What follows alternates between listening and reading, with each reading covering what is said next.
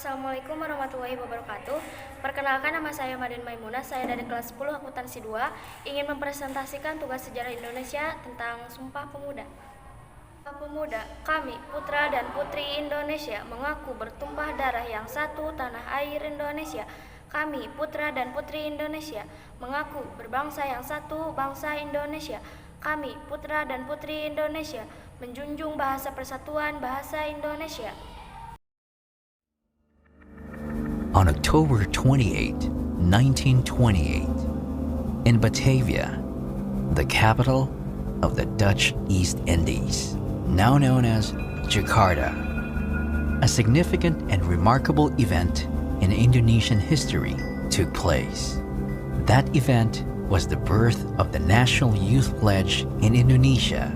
It all started after Indonesia experienced being under colonization, in which their was deprived from them. For over the years, under the Dutch colonists, nationalist leaders and organizations could not take actions against them because they would be arrested. The Dutch colonizer had enough power to simply suppress Indonesian nationalism. So at that time, the suppression of their freedom became a way for them to realize that they had to fight for their freedom. And that sparked their spirit to fight for Indonesians' independence.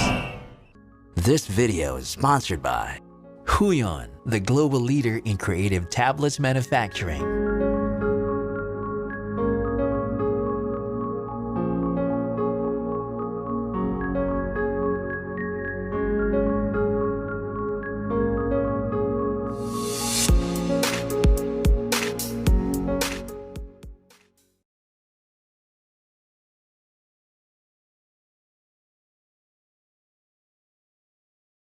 So what the nationalist leaders and organization did was they secretly took actions.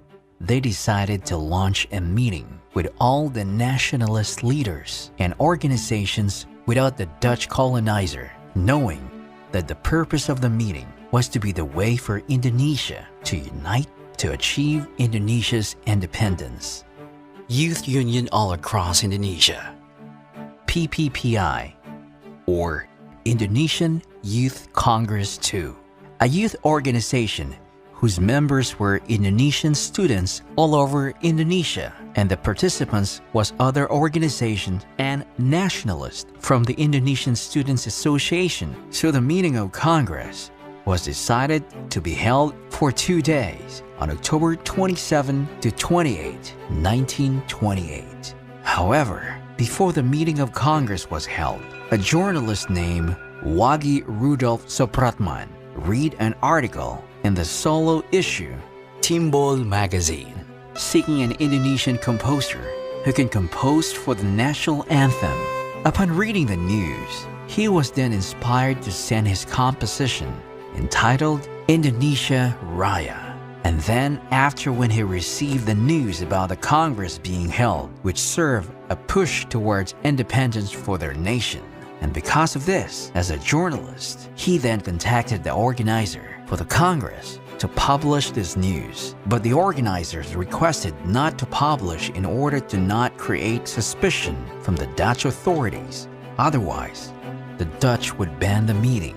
So Supratman promised that he would not publish it, and the organizers let him have free access to the event.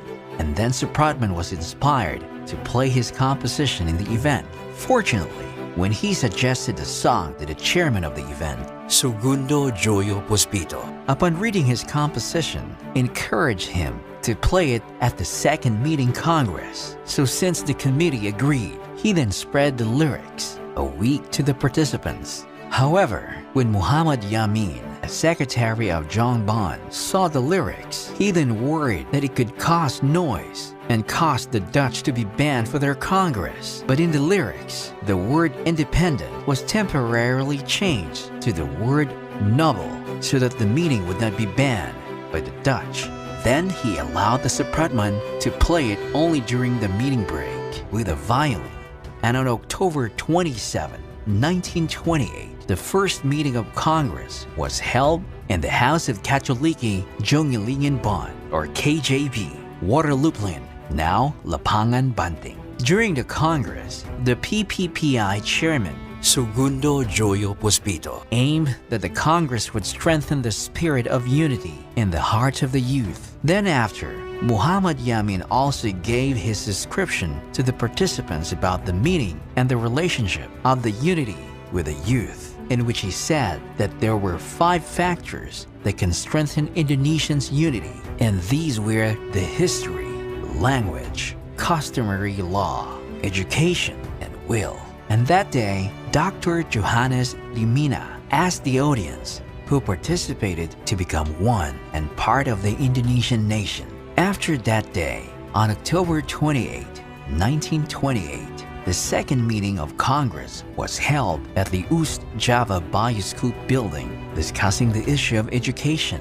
And at the last meeting that took place at Gedung Indonesia Club Gibao at Jalan Kramata Raya 106, Sunario proclaimed that the importance of the nationalism and democracy. At that time, during the meeting break, the song Indonesia Raya was first played, and when Supratman played the song with his violin, the audience was mesmerized and serene, so the audience requested to play again the song with the lyrics.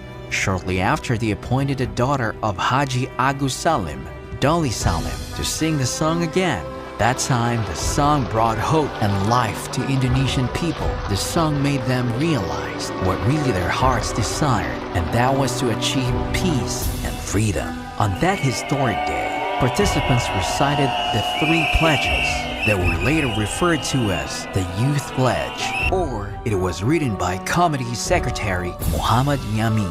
The 3 main contents of the Youth Pledge statement was, "We, the sons and daughters of Indonesia, acknowledge one motherland, Indonesia. We, the sons and daughters of Indonesia, acknowledge one nation, the nation of Indonesia. We, the sons and daughters of Indonesia, respect the language of unity, Indonesia, Bahasa." On that day, it became a memorable event in the life of the Indonesians. That became an inspiration for the other Indonesian youth to value themselves and to fight for their freedom.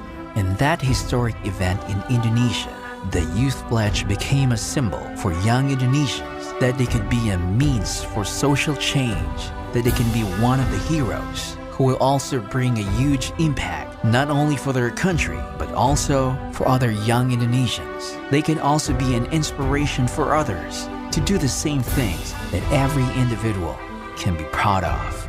And so the Youth Pledge made every Indonesian youth to be united as one.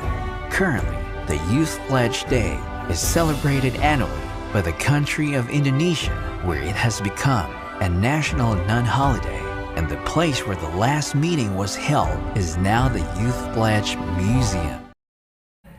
Sekian presentasi dari saya, mohon maaf apabila banyak kesalahan dan kekurangan. Wassalamualaikum warahmatullahi wabarakatuh.